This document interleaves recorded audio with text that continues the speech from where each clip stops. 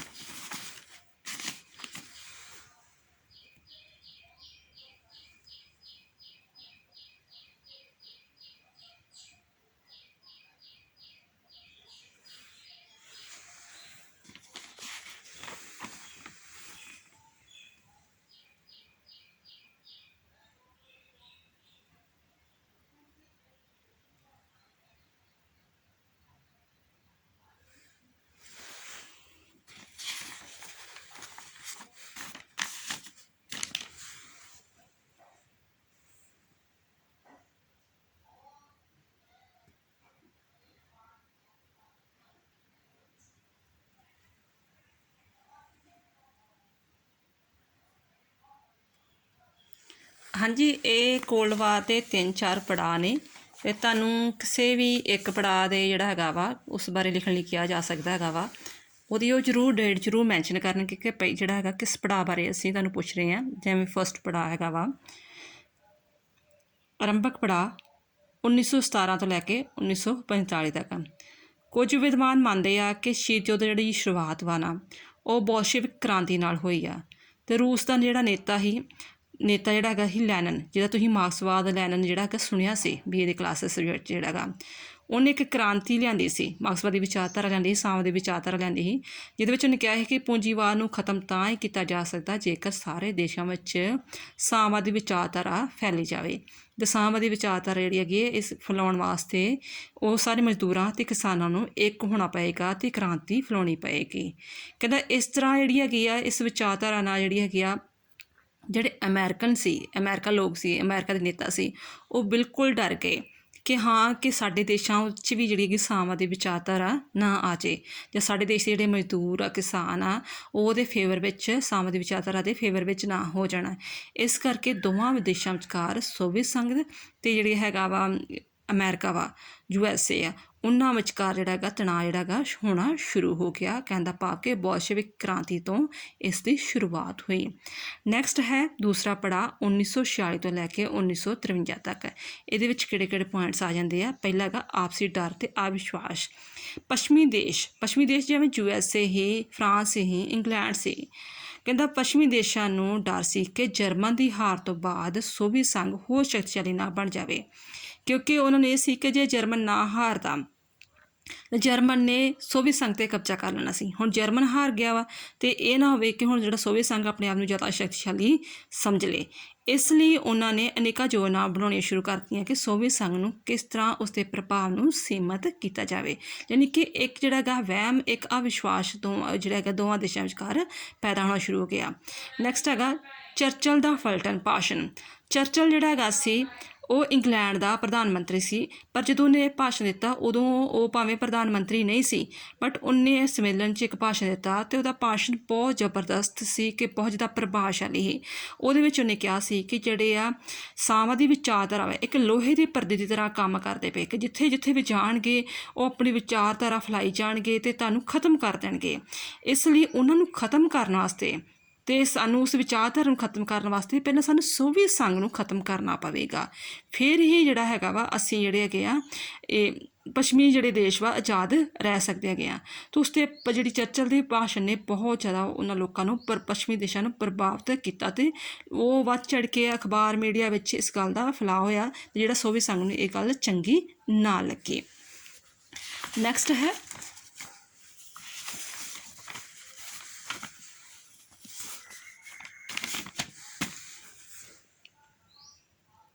ਟਰੂਮੈਨ ਦੇ ਸਿਧਾਂਤ। ਕਹਿੰਦਾ ਅਮਰੀਕਾ ਦਾ ਰਾਸ਼ਟਰਪਤੀ ਟਰੂਮੈਨ ਨੇ ਆਪਸੀ ਵਿਦੇਸ਼ ਜਿਹੜੀ ਹੈ ਆਪਣੀ ਵਿਦੇਸ਼ ਨੀਤੀ ਵਿੱਚ ਪਰਿਵਰਤਨ ਲਿਆਂਦਾ। ਟਰੂਮੈਨ ਕੌਣ ਸੀ? USA ਦਾ ਪ੍ਰੈਜ਼ੀਡੈਂਟ, ਠੀਕ ਹੈ। ਉਹਨੇ ਜਦੋਂ ਫੋਰਨ ਪਾਲਿਸੀ ਅਪਣਾਈ ਅਤੇ ਉਹਦੇ ਵਿੱਚ ਉਹਨੇ 2 ਚੀਜ਼ਾਂ ਮੇਨ ਲਿਆਂਦੀਆਂ ਕਿ ਜਿਹੜੇ ਵੀ ਆਜ਼ਾਦ ਹੋਏ ਆ ਦੇਸ਼, ਸੁਤੰਤਰ ਹੋਏ ਆ, ਉਹਨਾਂ ਦਾ ਵੱਧ ਤੋਂ ਵੱਧ ਸਪੋਰਟ ਕੀਤੀ ਜਾਵੇ ਅਤੇ ਉਹਨਾਂ ਨੂੰ ਆਰਥਿਕ ਸਹਾਇਤਾ ਦਿੱਤੀ ਜਾਵੇ। ਇਹਦਾ ਮਕਸਦ ਸੀ ਕਿ ਪੱਛਮੀ ਦੇਸ਼ਾਂ ਦਾ ਪ੍ਰਭਾਵ ਵਧਾਉਣਾ ਅਤੇ ਸਾਮਦੀ ਦੇਸ਼ਾਂ ਦਾ ਪ੍ਰਭਾਵ ਘਟਾਉਣਾ। ਨੈਕਸਟ ਹੈਗਾ ਮਾਰਸ਼ਲ ਯੋਜਨਾ। ਇੱਕ ਤਾਂ ਟਰੂਮੈਨ ਸਿਧਾਂਤ ਹੋ ਗਿਆ, ਫਿਰ ਇੱਕ ਮਾਰਸ਼ਲ ਯੋਜਨਾ ਆਈ। ਇਹ ਮਾਰਸ਼ਲ ਨੇ ਜਿਹੜੀ ਹੈਗੀ ਪਲਾਨ ਬਣਾਇਆ ਸੀ ਕਿ ਜਿਹੜੇ ਵੀ ਦੇਸ਼ ਆਜ਼ਾਦ ਹੋਏ ਆ ਉਹਨਾਂ ਦੀ ਹੈਲਪ ਵਾਸਤੇ $12 ਅਰਬ ਜਿਹੜੇ ਹੈਗੇ ਆ ਖਰਚ ਕੀਤੇ ਜਾਣ, ਤਾਂ ਜੋ ਯੂਰਪ ਦੇ ਜਿਹੜੇ ਦੇਸ਼ ਵਾ ਉਹ ਸਾਮਦੀ ਵਿਚਾਰਧਾਰਾ ਦੇ ਪ੍ਰਭਾਵ ਹੇਠਾਂ ਨਾ ਆਉਣ। ਨੈਕਸਟ ਹੈ ਬਰਲਿਨ ਦੀ ਨਾਕਾਬੰਦੀ। ਕਹਿੰਦਾ ਸੋਵੀਅਤ ਸੰਘ ਦੁਆਰਾ ਬਰਲਿਨ ਦੀ ਨਾਕਾਬੰਦੀ ਕਰਨ 'ਤੇ ਪੱਛਮੀ ਦੇਸ਼ਾਂ ਨੇ ਰੋਸ ਜਤਾਇਆ। ਉਹਨੇ ਇਹ ਮਾਮਲਾ ਫਿਰ ਸੁਰੱਖਿਆ ਪਰਿਸ਼ਦ ਵਿੱਚ ਲਿਆਂਦਾ। ਸੁਰੱਖਿਆ ਪਰਿਸ਼ਦ ਜਿਹੜੀ ਹੈਗੀ ਆ ਮਹਾਂਸਭਾ ਦਾ ਕਿਹੜਾ ਅੰਗ ਵਾ, ਠੀਕ ਹੈ, UN ਦਾ ਕਹਿ ਲਓ। ਉਹਨਾਂ ਨੇ ਇਸ ਮਾਮਲਾ ਸੁਰੱਖਿਆ ਪਰਿਸ਼ਦ ਵਿੱਚ ਲਿਆਂਦਾ, ਅਤੇ ਜਿਸ ਦੇ ਕਾਰਨ ਸੋਵੀਅਤ ਸੰਘ ਨੂੰ ਜਰਮਨ ਵਿੱਚ ਜਿਹੜੀ ਨਾਕਾਬੰਦੀ ਸੀ, ਜਿਹੜੀ ਉਹਨੇ ਫੌਜ ਇਕੱਠੀ ਕੀਤੀ, ਫੌਜ ਆਲੇ ਦੁਆਲੇ ਜਿਹੜੀ ਹੈਗੀ ਆਪਣੀ ਲਈ ਖੜੀ ਕਰ ਦਿੱਤੀ ਸੀ, ਉਹਨੂੰ ਆਪਣੀ ਫੌਜ ਪਿੱਛੇ ਹਟਾਉਣੀ ਪਈ। ਅਤੇ ਸੋਵੀਅਤ ਸੰਘ ਨੂੰ ਇਹ ਗੱਲ ਚੰਗੀ ਨਾ ਲੱਗੀ ਕਿ ਜਿਹੜੀ ਆ ਪੱਛਮੀ ਦੇਸ਼ਾਂ ਨੇ ਮੇਰੇ ਵੱਲ ਜਿਹੜੀ ਹੈਗੀ ਇਸ ਗੱਲ 'ਤੇ ਇੰਟਰਫੇਅਰ ਕੀਤਾ ਹੈਗਾ ਵਾ। ਇਹ ਜਰਮਨ ਦੀ ਦੀਵਾਰ ਕਹਿ ਲਓ ਜਾਂ ਬਰਲਿਨ ਜਿਹੜਾ ਹੈਗਾ ਉਹ ਹੈ ਵਾ। ਨੈਕਸਟ ਹੈਗਾ ਨਾਟੋ ਦੀ ਸਥਾਪਨਾ। ਸੋਵੀਅਤ ਸੰਘ ਦਾ ਪ੍ਰਭਾਵ ਰੋਕਣ ਵਾਸਤੇ ਅਮਰੀਕਾ ਨੇ ਕੀ ਕੀਤਾ, ਇੱਕ ਸੈਨਿਕ ਸੰਗਠਨ ਸਥਾਪਿਤ ਕਰ ਲਿਆ, ਜਿਹਨੂੰ ਆਪਾਂ ਨਾਟੋ ਕਹਿ ਦਿੰਦੇ ਆ, ਨਾਨ ਅਲਾਈਨਮੈਂਟ ਟ੍ਰੀਟੀ ਆਰਗੇਨਾਈਜੇਸ਼ਨ ਕਿਹਾ ਜਾਂਦਾ ਵਾ। ਅਤੇ ਇਹਦੇ ਵਿੱਚ ਵੀ ਕੁਝ ਦੇਸ਼ ਹੀ ਜਿਨ੍ਹਾਂ ਨੇ ਉਸ ਆਪਣੀ ਸੈਨਾ ਜਿਹੜੀ ਹੈਗੀ ਉਹਦੇ ਵਿੱਚ ਇਕੱਠੀ ਕੀਤੀ, ਸੰਗਠਨ ਇਕੱਠਾ ਕੀਤਾ, ਅਤੇ ਉਹਨਾਂ ਨੇ ਇਹ ਕਸਮ ਖਾਧੀ ਕਿ ਜਿਹੜਾ ਵੀ ਇਹਨਾਂ ਦੇਸ਼ਾਂ 'ਤੇ ਕਿਸੇ ਵੀ ਇੱਕ ਦੇਸ਼ 'ਤੇ ਮਤਲਬ 5-7 ਦੇਸ਼ ਇਸ ਵਿੱਚ ਸਟਾਰਟਿੰਗ 'ਚ ਸ਼ਾਮਿਲ ਸੀ, ਕਿਸੇ ਇੱਕ ਦੇਸ਼ 'ਤੇ ਵੀ ਹਮਲਾ ਕਰਦੇ ਆ ਤਾਂ ਉਸ ਦੀ ਸਾਰੇ ਦੇਸ਼ਾਂ ਦੀ ਜਿਹੜੀ ਸੈਨਾ ਇਕੱਠੀ ਹੋ ਕੇ ਉਸ ਦੇ ਹਮਲੇ ਵਾਲੇ ਦੇਸ਼ ਦਾ ਸਾਹਮਣਾ ਕਰੇਗੀ ਅਤੇ ਉਸ ਨੂੰ ਮੂੰਹ ਤੋੜ ਜਵਾਬ ਦੇਗੀ। ਅਤੇ ਇਹ ਸੈਨਿਕ ਸੰਗਠਨ ਦੇ ਨਾਲ ਵੀ ਜਿਹੜਾ ਹੈਗਾ ਵਾ ਹੋਰ ਯੁੱਧ ਦੀ ਸਥਿਤੀ ਵੱਧ ਗਈ ਕਿ ਹਾਂ ਕਿ ਅਮਰੀਕਾ 'ਚ ਪੱਛਮੀ ਦੇਸ਼ਾਂ ਜਿਹੜੀਆਂ ਹੈਗੀਆਂ ਸੈਨਾ ਇਕੱਠੀਆਂ ਕਰ ਰਹੀਆਂ ਤਾਂ ਜੋ ਯੁੱਧ ਦਾ ਮਾਹੌਲ ਹੋਰ ਕ੍ਰੀਏਟ ਹੋ ਸਕੇ। ਨੈਕਸਟ ਹੈ ਜਰਮਨ ਦੀ ਵੰਡ।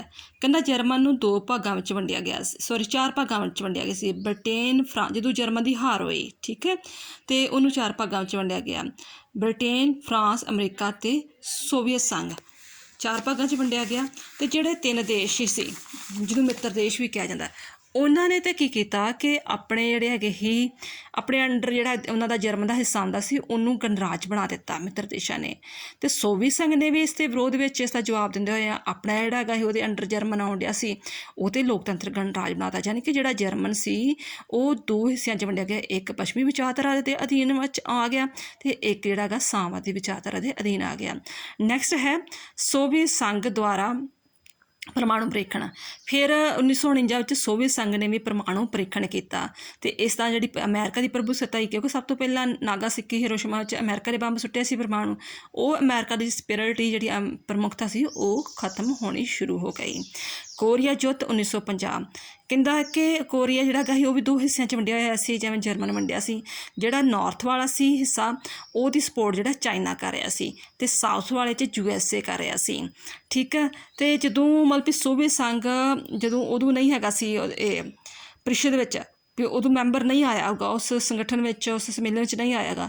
ਇਸ ਚੀਜ਼ ਦਾ ਫਾਇਦਾ ਉਠਾਉਂਦਿਆਂ ਆ ਜਿਹੜੇ ਹੈਗੇ ਸੀ ਮਿੱਤਰ ਦੇਸ਼ ਹੀ ਬਾਕੀ ਫਰਾਂਸ, ਇੰਗਲੈਂਡ, ਅਮਰੀਕਾ, ਉਹਨਾਂ ਨੇ ਕੀ ਕੀਤਾ ਕਿ ਮਤਾ ਪਾਸ ਕਰ ਦਿੱਤਾ, ਅਤੇ ਉਹਨੇ ਕਿਹਾ ਕਿ ਜਿਹੜਾ ਉੱਤਰੀ ਕੋਰੀਆ ਯਾਨੀ ਕਿ ਜਿਹੜਾ ਚਾਈਨਾ ਸਪੋਰਟ ਕਰ ਰਿਹਾ ਸੀ ਜਿੱਧਰ, ਠੀਕ ਆ, ਉਹਨੂੰ ਹਮਲਾਵਾਰ ਘੋਸ਼ਿਤ ਕੀਤਾ ਜਾਵੇ। ਅਤੇ ਜਿਹਨੂੰ ਆਪਾਂ ਹਮਲਾਵਾਰ ਘੋਸ਼ਿਤ ਕੀਤਾ ਜਾਵਾਂਗਾ, ਯਾਨੀ ਕਹਿਣ ਦਾ ਭਾਵ ਕਿ ਉਸ ਵੱਲ ਫੌਜਾਂ ਭੇਜੀਆਂ ਜਾਣਗੀਆਂ, ਫਿਰ ਉਹਨੂੰ ਜੁਰਮਾਨਾ ਕੀਤਾ ਜਾਏਗਾ, ਉਸਦੀ ਨਾਕਾਬੰਦੀ ਕੀਤੀ ਜਾਏਗੀ, ਅਤੇ ਇਹ ਗੱਲ ਫਿਰ ਸੋਵੀਅਤ ਸੰਘ ਨੂੰ ਚੰਗੀ ਨਾ ਲੱਗੀ। ਨੈਕਸਟ ਹੈ ਅਮਰੀਕਾ ਜਾਪਾਨ ਸੰਧੀ 1951। ਸਤੰਬਰ 1951 ਵਿੱਚ ਅਮਰੀਕਾ ਨੇ ਜਾਪਾਨ ਨਾਲ ਇੱਕ ਸੰਧੀ ਕੀਤੀ, ਜਿਸ ਤਹਿਤ ਉਹਨੇ ਕਿਹਾ ਗਿਆ ਕਿ ਜਿਹੜਾ ਤੇਰਾ ਸਾਰਾ ਸੁਰੱਖਿਆ ਦਾ ਭਾਰ ਵਾ ਉਹ ਮੇਰੇ ਸਿਰ 'ਤੇ ਹੋਏਗਾ। ਅਤੇ ਸੋਵੀਅਤ ਸੰਘ ਨੂੰ ਇਹ ਗੱਲ ਚੰਗੀ ਨਾ ਲੱਗੀ ਕਿ ਇਹਨੇ ਇਕੱਲੇ ਨੇ ਹੀ ਕਿਉਂ ਜਾਪਾਨ ਦੀ ਸਾਰੀ ਜ਼ਿੰਮੇਵਾਰੀ, ਕਿ ਉਹ ਆਪਣਾ ਪ੍ਰਭਾਵ ਜਿਹੜਾ ਕਿ ਜਾਪਾਨ 'ਤੇ ਵਧਾਉਣਾ ਚਾਹੁੰਦਾ ਹੈਗਾ ਵਾ। ਨੈਕਸਟ ਹੈ ਤੀਸਰਾ ਪੜਾਅ। ਤੀਸਰੇ ਪੜਾਅ ਨੂੰ ਆਪਾਂ ਜਿਹੜਾ ਹੈਗਾ 1953 ਤੋਂ ਲੈ ਕੇ 1962 ਤੱਕ ਦਾ ਮੰਨਿਆ ਜਾਂਦਾ ਹੈਗਾ, ਜਾਂ ਇਸ ਨੂੰ ਖੁਰਸ਼ਚੇਵ ਤੇ ਆਇਜ਼ਨਹਾਵਰ ਵੀ ਕਿਹਾ ਜਾਂਦਾ ਹੈ, ਕਾਲ ਦਾ ਕਾਲ ਵੀ ਕਹਿੰਦਾ ਹੈ। ਖੁਰਸ਼ਚੇਵ ਜਿਹੜਾ ਸੋਵੀਅਤ ਸੰਘ ਦਾ ਪ੍ਰਧਾਨ ਮੰਤਰੀ ਸੀ, ਤੇ ਆਇਜ਼ਨਹਾਵਰ ਜਿਹੜਾ ਹੈਗਾ ਉਸ ਸਮੇਂ ਜਿਹੜਾ ਹੈਗਾ ਅਮਰੀਕਾ ਦਾ ਰਾਸ਼ਟਰਪਤੀ ਬਣਿਆ। ਇਸ ਦਾ ਕੀ ਸੀ, ਇਸ ਦੇ ਪੜਾਅ ਵਿੱਚ ਪਹਿਲਾ ਇਹਦਾ ਪੁਆਇੰਟ ਆ ਜਾਂਦਾ ਵਾ ਸੈਨਿਕ ਗਠਬੰਧਨਾਂ ਦਾ ਨਿਰਮਾਣ। ਕਹਿੰਦਾ ਸ਼ੀਤ ਯੁੱਧ ਦੇ ਕਾਲ ਦੌਰਾਨ ਸੈਨਿਕ ਗਠਬੰਧਨਾਂ ਦਾ ਜਿਹੜਾ ਜ਼ੋਰ ਫੜਦਾ ਗਿਆ, ਜਿਵੇਂ ਕਿ ਪਹਿਲਾਂ ਆਪਾਂ ਪੜ੍ਹਿਆ ਸੀ ਕਿ ਨਾਟੋ ਬਣ ਗਿਆ, ਫਿਰ ਇਸ ਦੇ ਜਿਹੜੇ ਨਾਟੋ, ਫਿਰ ਸੀਟੋ, ਫਿਰ ਸੈਂਟੋ, ਇਹ ਪੱਛਮੀ ਦੇਸ਼ਾਂ ਦੇ ਸੰਗਠਨ ਸੀ, ਸੈਨਿਕ ਸੰਗਠਨ। ਅਤੇ ਇਸ ਦੇ ਜਵਾਬ ਵਿੱਚ ਸੋਵੀਅਤ ਸੰਘ ਨੇ ਵਾਰਸਾ ਪੈਕਟ ਬਣਾਇਆ। ਨਾਟੋ, ਸੀਟੋ, ਸੈਂਟੋ ਜਿਹੜੇ ਪੱਛਮੀ ਦੇਸ਼ਾਂ ਦੇ ਸੈਨਿਕ ਸੰਗਠਨ ਸਨ, ਅਤੇ ਜਿਹੜਾ ਵਾਰਸਾ ਪੈਕਟ ਸੀ ਉਹ ਸਾਮਦੀ ਵਿਚਾਰਧਾਰਾ ਵਾਲਿਆਂ ਦਾ ਸੰਗਠਨ ਸੀ। ਨੈਕਸਟ ਹੈਗਾ ਸਵੇਜ ਨਹਿਰ ਸੰਕਟ। ਕਹਿੰਦਾ ਮਿਸਰ ਨੇ ਕੀ ਕੀਤਾ ਕਿ ਜਿਹੜਾ ਉਹਦੇ ਅੰਦਰ ਜਿਹੜੀ ਨਹਿਰ ਆ ਰਹੀ ਸੀ ਉਹਦਾ ਰਾਸ਼ਟਰੀਕਰਨ ਕਰ ਦਿੱਤਾ, ਅਤੇ ਇੰਗਲੈਂਡ ਅਤੇ ਫਰਾਂਸ ਨੂੰ ਇਹ ਗੱਲ ਚੰਗੀ ਨਾ ਲੱਗੀ, ਕਿਉਂਕਿ ਉਹਨੇ ਵੱਧ ਤੋਂ ਵੱਧ ਸ਼ੇਅਰ ਲਗਾਏ ਹੋਏ ਸੀ ਇਸ ਨਹਿਰ ਦੇ, ਇਸ ਕੰਪਨੀ ਉੱਤੇ। ਇਹ ਨਾਲ ਉਹਦੇ ਵਪਾਰ ਕੀਤਾ ਨੂੰ ਕਾਫੀ ਧੱਕਾ ਪਹੁੰਚਿਆ, ਅਤੇ ਇਹ ਉਹਨੇ ਮਤਲਬ ਜਿਹੜਾ ਹੈਗਾ ਸੀ, ਫਿਰ ਇਸ ਕਰਕੇ ਉਹਨੇ ਉਸ 'ਤੇ ਹਮਲਾ ਕਰ ਦਿੱਤਾ ਕਿ ਤੁਸੀਂ ਰਾਸ਼ਟਰੀਕਰਨ ਕਿਉਂ ਕੀਤਾ। ਅਤੇ ਸੋਵੀਅਤ ਸੰਘ ਨੇ ਮਤਲਬ ਇਹ ਗੱਲ ਮਹਾਂਸਭਾ ਦੇ ਕੋਲ ਲੈ ਗਿਆ ਕਿ ਜ਼ਬਰਦਸਤੀ ਜਿਹੜੇ ਹੈਗੇ ਆ ਜਿਹੜੇ ਦੇਸ਼ ਵਾ ਇੰਗਲੈਂਡ ਅਤੇ ਫਰਾਂਸ ਸਾਡੇ 'ਤੇ ਹਮਲਾ ਕਰ ਰਹੇ ਆ, ਤਾਂ ਮਹਾਂਸਭਾ ਦੇ ਦਖਲ ਦੇ ਦੇਣ 'ਤੇ ਜਿਹੜੀ ਹੈਗੀ ਆ ਉਹ ਯੁੱਧ ਜਿਹੜਾ ਬੰਦ ਹੋ ਗਿਆ, ਜਿਹੜਾ ਸੰਕਟ ਟਲ ਗਿਆ ਸਵੈਜ ਨਹਿਰ ਦਾ। ਨੈਕਸਟ ਹੈਗਾ ਹੰਗਰੀ ਦੀ ਸਮੱਸਿਆ।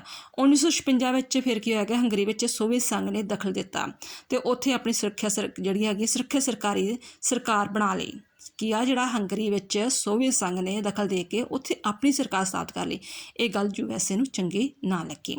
ਅੱਗੇ ਆ ਗਿਆ ਆਇਜ਼ਨਹਾਵਰ ਦਾ ਸਿਧਾਂਤ। ਆਇਜ਼ਨਹਾਵਰ ਦਾ ਸਿਧਾਂਤ ਕੀ ਹੈ, ਇਹ USA ਦਾ ਪ੍ਰੈਜ਼ੀਡੈਂਟ ਬਣਿਆ 1957 ਦੌਰਾਨ। 1957 'ਚ ਅਮਰੀਕਾ ਰਾਸ਼ਟਰਪਤੀ ਆਇਜ਼ਨਹਾਵਰ ਨੇ ਆਪਣੀ ਸੈਨੇਟ ਜਿਵੇਂ ਆਪਣੀ ਇੰਡੀਆ ਦੀ ਪਾਰਲੀਮੈਂਟ ਹੁੰਦੀ, ਉਹ ਤੋਂ ਪਰਮਿਸ਼ਨ ਲੈ ਲਈ ਕਿ ਮੈਂ ਆਪਣੀ ਜਿਹੜੀ ਹੈਗੀ ਹੈ ਡਿਸਕ੍ਰਿਮੀਨੇਟ ਪਾਵਰ, ਸਵੈ ਵਿਵੇਕ ਜਿਹੜੀ ਸ਼ਕਤੀ ਆ ਉਹਦੀ ਵਰਤੋਂ ਕਰ ਸਕਦਾ। ਇਹਦੇ ਵਿੱਚ ਇਹ ਸੀ ਕਿ ਮੈਂ ਕਿਸੇ ਵੀ ਦੇਸ਼ ਨੂੰ, ਕਿਸੇ ਵੀ ਰਾਸ਼ਟਰ ਨੂੰ ਸੈਨਿਕ ਮਤਲਬ ਕਿ ਉਹ ਕੋਸ਼ਿਸ਼ ਕਰ ਸਕਦਾ ਕਿ ਇਸ ਹਮਲਾਵਰ ਦੇਸ਼ ਵਾ ਤਾਂ ਉੱਤੇ ਆਪਣੀ ਸੈਨਾ ਭੇਜ ਸਕਦਾ। ਇਸ ਨਾਲ ਕੀ ਹੋਣਾ ਸੀ ਕਿ ਅਮਰੀਕਾ ਦਾ ਪ੍ਰਭਾਵ ਹੋਰ ਵੱਧ ਜਾਣਾ ਸੀ। ਨੈਕਸਟ ਹੈਗਾ U-2 ਜਹਾਜ਼ ਕਾਂਡ।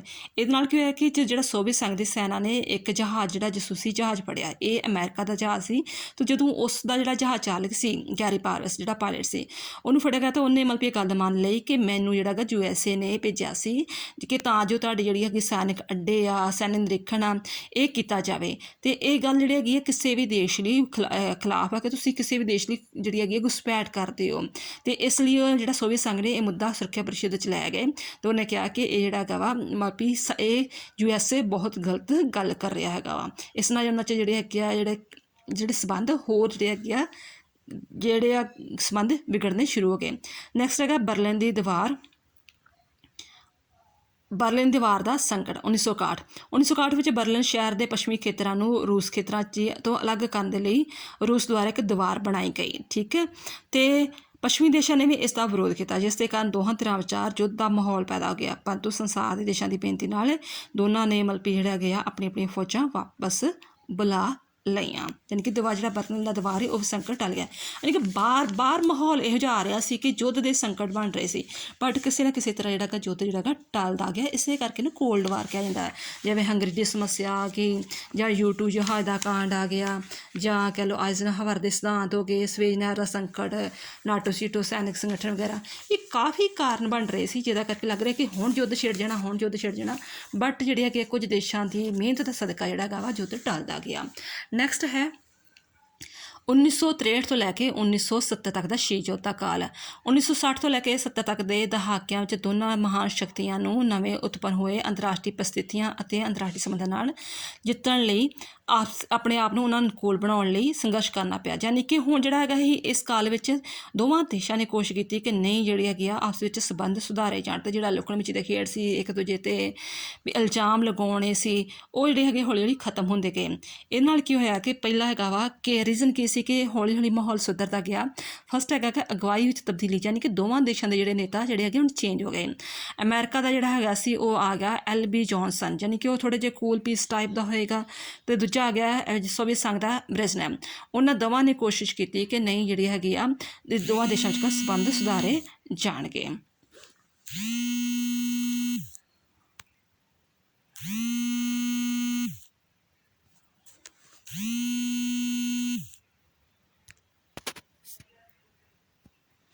ਫਿਰ ਨੈਕਸਟ ਹੈਗਾ ਦੂਜੀਆਂ ਸ਼ਕਤੀਆਂ ਦਾ ਵਿਕਸਿਤ ਹੋਣਾ। ਜਦੋਂ ਹੁਣ ਦੇਸ਼ ਹੋਰ ਕਾਫੀ ਆਜ਼ਾਦ ਹੋ ਰਹੇ ਸੀ ਜਿਹੜੇ ਹੈਗੇ ਸੀ, ਇਸ ਦੇ ਨਾਲ ਜਿਹੜਾ ਕੀ ਹੋਇਆ ਕਿ ਪੱਛਮੀ ਯੂਰਪੀਅਨ ਦੇ ਦੇਸ਼ਾਂ 'ਤੇ ਜਾਪਾਨ ਨੇ ਬਹੁਤ ਜ਼ਿਆਦਾ ਤਰੱਕੀ, ਕਾਫੀ ਦੇਸ਼ ਆਜ਼ਾਦ ਹੋ ਗਏ। ਇਸ ਤੋਂ ਇਲਾਵਾ ਜਿਹੜਾ ਜਾਪਾਨ ਸੀ ਪਹਿਲਾਂ ਉਹਨੂੰ ਕਾਫੀ ਹਾਰ ਦਾ ਸਾਹਮਣਾ ਕਰਨਾ ਪਿਆ, ਪਰ ਉਹਨੇ ਆਪਣੀ ਮਿਹਨਤ ਸਦਕਾ ਦੁਬਾਰਾ ਤੋਂ ਵਰਲਡ ਮੈਪ 'ਤੇ ਆਪਣਾ ਨਾਮ ਕਮਾ ਲਿਆ।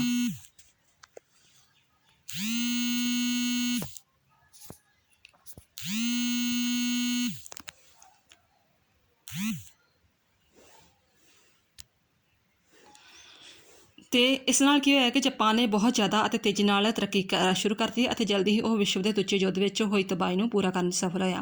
ਨੈਕਸਟ ਹੈਗਾ ਭਾਰਤ ਪਾਕ ਯੁੱਧ। USA ਨੇ ਇਹਦੇ ਵਿੱਚ ਜਿਹੜਾ ਹੈਗਾ ਇਹ ਪਾਕਿਸਤਾਨ ਦਾ ਸਾਥ ਦਿੱਤਾ ਅਤੇ ਸੋਵੀਅਤ ਸੰਘ ਨੇ ਜਿਹੜਾ ਹੈਗਾ ਇੰਡੀਆ ਦਾ ਸਾਥ ਦਿੱਤਾ। ਅਤੇ ਅਮਰੀਕਾ ਮਤਲਬ ਕਿ ਫਿਰ ਬਾਅਦ ਵਿੱਚ ਸੋਵੀਅਤ ਸੰਘ ਨੇ ਇੱਕ ਗੱਲ ਹੋਰ ਕੀਤੀ ਕਿ ਉਹਨੇ ਪਾਕਿਸਤਾਨ ਅਤੇ ਇੰਡੀਆ ਦੀ ਜਿਹੜੀ ਕਿ ਸਲਾਹ ਕਰਾ ਲਈ। ਅਮਰੀਕਾ ਨੂੰ ਇਹ ਗੱਲ ਚੰਗੀ ਨਾਲ ਲੱਗੀ ਕਿ ਹਾਂ ਵੀ ਮੇਰੇ ਹਥਿਆਰ ਵਿਕਣੇ ਸੀ, ਮੈਂ ਹੋਰ ਯੁੱਧ ਲੜਾਈ ਵਗੈਰਾ ਹੋਣੀ ਸੀ, ਮੇਰਾ ਅਮਰੀਕਾ ਦੇ ਪਾਕਿਸਤਾਨ ਦੇ ਪ੍ਰਭਾਵ ਆ ਜਾਣਾ ਸੀ, ਅਤੇ ਇਹ ਵੀ ਜਿਹੜਾ ਹੈਗਾ ਯੁੱਧ ਫਿਰ ਟਲ ਗਿਆ। ਨੈਕਸਟ ਹੈਗਾ 1967 ਦਾ ਅਰਬ ਇਜ਼ਰਾਈਲ ਯੁੱਧ। ਅਰਬ ਦਾ ਜਿਹੜਾ ਹੈਗਾ ਸੀ, ਕਹਿੰਦਾ ਅਰਬ ਦੇ ਉੱਤੇ ਜਿਹੜਾ ਹੈਗਾ ਸੀ ਸੋਵੀਅਤ ਸੰਘ ਨੇ ਆਪਣਾ ਪ੍ਰਭਾਵ ਸਾਥ ਦਿੱਤਾ ਜਦੋਂ ਯੁੱਧ ਹੋਇਆ ਇਹਨਾਂ ਦੋਵਾਂ ਵਿਚਕਾਰ, ਅਤੇ ਅਮਰੀਕਾ ਨੇ ਜਿਹੜਾ ਹੈਗਾ ਸੀ ਇਜ਼ਰਾਈਲ ਦਾ ਸਾਥ ਦਿੱਤਾ। ਅਮਰੀਕਾ 'ਚ ਤੁਹਾਨੂੰ ਪਤਾ ਹੁਣ ਵੀ ਇਜ਼ਰਾਈਲ ਦੀ ਥੋੜ੍ਹੀ ਜਿਹੀ ਮਹੀਨਾ ਕੁ ਹੋਇਆ ਸੀ ਨਿਊਜ਼ ਚੱਲੀ ਸੀ ਕਿ ਇਜ਼ਰਾਈਲ ਵਿੱਚ ਜਿਹੜੇ ਯਹੂਦੀ ਲੋਕ ਵਾ ਅਤੇ ਉਹ ਜਿਹੜਾ ਹੈਗਾ ਮੁਸਲਮਾਨਾਂ ਦੇਸ਼ਾਂ ਵਿੱਚ ਘਿਰਿਆ ਹੋਇਆ ਇਜ਼ਰਾਈਲ, ਤੋਂ ਹਮੇਸ਼ਾ ਅਮਰੀਕਾ ਨੇ ਹੀ ਇਜ਼ਰਾਈਲ ਨੂੰ ਦੇਸ਼ ਨੂੰ ਵਸਾਇਆ ਸੀ, ਤੋਂ ਸ਼ੁਰੂ ਤੋਂ ਹੀ ਇਜ਼ਰਾਈਲ ਦੀ ਸਪੋਰਟ ਕਰਦਾ ਆ ਰਿਹਾ। ਕਹਿੰਦਾ ਇਜ਼ਰਾਈਲ ਦਾ ਅਤੇ ਸੋਵੀਅਤ ਸੰਘ ਨੇ ਅਰਬ ਦਾ ਦੇਸ਼ਾਂ ਦਾ ਸਾਥ ਦਿੱਤਾ। ਇਸ ਨਾਲ ਦੋਵਾਂ ਸ੍ਰੇਸ਼ਟ ਸ਼ਕਤੀਆਂ ਵਿਚਕਾਰ ਫਿਰ ਕਾਫੀ ਖਿਚਾਅ ਪੈਦਾ ਹੋ ਗਿਆ, ਪਰੰਤੂ ਇਸ ਦੇ ਨਾਲ ਦੋਵਾਂ ਸ਼ਕਤੀਆਂ ਦੁਆਰਾ ਆਪਸੀ ਸੰਪਰਕ ਵੀ ਜਾਰੀ ਰੱਖਿਆ। ਨੈਕਸਟ ਹੈਗਾ ਗਲਾਸਗੋ ਸਿਖਰ ਸੰਮੇਲਨ।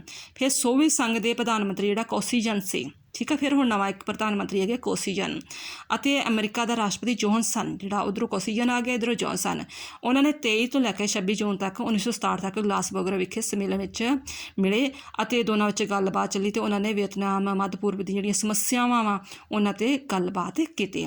ਨੈਕਸਟ ਹੈਗਾ ਬਰਲਿਨ ਸੰਕਟ 1969। ਪੱਛਮੀ ਜਰਮਨੀ ਦੀ ਸਰਕਾਰ ਦੁਆਰਾ ਚਾਂਸਲਰ ਦੀ ਚੋਣ ਪੱਛਮੀ ਬਰਲਿਨ ਵਿੱਚ ਕਰਾਉਣ ਦੇ ਹੱਕ ਵਿੱਚ ਸੀ। ਜਿਹੜੇ ਪੱਛਮੀ ਜਰਮਨ ਵਾਲੇ ਲੋਕ ਸੀ ਉਹ ਚਾਹੁੰਦੇ ਸੀ ਜਿਹੜਾ ਚਾਂਸਲਰ ਬਣਨਾ ਵਾ, ਜਾਣੀ ਕਿ ਉਹਨਾਂ ਦਾ ਪ੍ਰਾਈਮ ਮਿਨਿਸਟਰ, ਚੀਫ ਮਿਨਿਸਟਰ, ਜੋ ਕੁਛ ਬਣਨਾ ਹੈ ਉਹ ਸਾਡਾ ਪੱਛਮ ਵਿੱਚੋਂ ਹੋਵੇ। ਪੂਰਬ ਜਰਮਨਾਂ ਨੇ ਇਸ ਗੱਲ ਦੀ ਵਿਰੋਧ ਕੀਤਾ, ਅਤੇ ਇਸ ਦੇ ਬਾਵਜੂਦ ਵੀ ਪੱਛਮੀ ਜਰਮਨ 'ਚ ਉਹਨਾਂ ਨੇ ਆਪਣੇ ਚਾਂਸਲਰ ਨੂੰ ਚੁਣ ਲਿਆ, ਅਤੇ ਜਿਹੜਾ ਹੈਗਾ ਸੋਵੀਅਤ ਸੰਘ ਉਸਨੇ ਵੀ ਇਸ ਦੀ ਸਹਾਇਤਾ ਕੀਤੀ। 1969 'ਚ ਬਰਲਿਨ ਦਾ ਘਿਰਾਓ ਕਰ ਲਿਆ, ਫਿਰ ਸਹਾਇਤਾ ਕੀਤੀ ਅਤੇ 1969 'ਚ ਬਰਲਿਨ ਦੀ ਘਿਰਾਓ ਕਰ ਲਿਆ। ਨੇਤਾਵਾਂ ਨੂੰ ਆਪਣੀ ਬੁੱਧੀ ਤੋਂ ਕੰਮ ਲੈਂਦਿਆਂ ਹੋਇਆ ਯੁੱਧ ਨੂੰ ਟਾਲਣ ਦੀ ਕੋਸ਼ਿਸ਼ ਕੀਤੀ, ਅਤੇ ਫਿਰ ਜਿਹੜਾ ਕੜੱਤਣ ਜਿਹੜੀ ਹੈਗੀ ਆ ਹੋਰ ਇਸ ਤਰ੍ਹਾਂ ਹੋਰ ਵੱਧ ਗਈ ਦੋਵਾਂ ਮਹਾਂਸ਼ਕਤੀਆਂ। ਦੀਤਾਂ ਦਾ ਵਿਚਾਰ, ਪਿਛਲੇ ਨੋਟਸ ਵਿੱਚ ਹੀ ਦੀਤਾਂ ਬਾਰੇ ਵਿਚਾਰ ਦੱਸਿਆ ਸੀ ਕਿ ਜਿਹੜਾ ਯੁੱਧ ਦਾ ਸ਼ਾਂਤੀ ਦਾ ਕਾਲ ਉਹਨੂੰ ਦੀਤਾਂ ਦਾ ਕਾਲ ਕਿਹਾ ਜਾਂਦਾ ਹੈ। ਸਭ ਤੋਂ ਪਹਿਲਾਂ ਜਿਹੜਾ ਵਰਡ ਜਿਹੜਾ ਹੈਗਾ ਵਾ ਉਹ ਹੈਨਰੀ ਕਿਸਿੰਗਰ ਨੇ ਇਸ ਸ਼ਬਦ ਦੀ ਵਰਤੋਂ ਕੀਤੀ ਹੈਗੀ ਆ, ਅਤੇ ਦੀਤਾਂ ਦਾ ਭਾਵ ਸੀ ਕਿ ਦੋਵਾਂ ਦੇਸ਼ਾਂ ਵਿਚਕਾਰ ਜਾਂ ਦੋਹਾਂ ਜਿਹੜੀਆਂ ਪੱਛਮੀ ਅਤੇ ਪੂਰਬੀ ਦੇਸ਼ ਆ ਉਹਨਾਂ ਦੀਆਂ ਜਿਹੜੇ ਵਿਚਕਾਰ ਜਿਹੜਾ ਟੈਂਸ਼ਨ ਆ, ਖਿਚਾਵ ਆ, ਉਹ ਅਤੇ ਖਿਚਾਵਾਂ ਨੂੰ ਘੱਟ ਕਰਨਾ ਅਤੇ ਉਹਨਾਂ ਵਿਚਕਾਰ ਸੁਲਹ ਸਫਾਈ ਕਰਾਉਣ ਦੀ ਜਿਹੜੀ ਪ੍ਰਕਿਰਿਆ ਵਾ, ਜਿਹੜਾ ਪ੍ਰੋਸੈਸ ਵਾ, ਉਹਨੂੰ ਦੀਤਾਂ ਦਾ ਕਾਲ ਕਿਹਾ ਜਾਂਦਾ ਹੈਗਾ ਵਾ। ਥੈਂਕਸ। ਫਿਰ ਵੀ ਕਿਸੇ ਟੌਪਿਕ ਦੀ ਨਾ ਸਮਝ ਲੱਗੀ ਹੋਵੇ ਤਾਂ ਬੇਟਾ ਕਮੈਂਟ ਵਿੱਚ ਜ਼ਰੂਰ ਲਿਖ ਦੇਣਾ।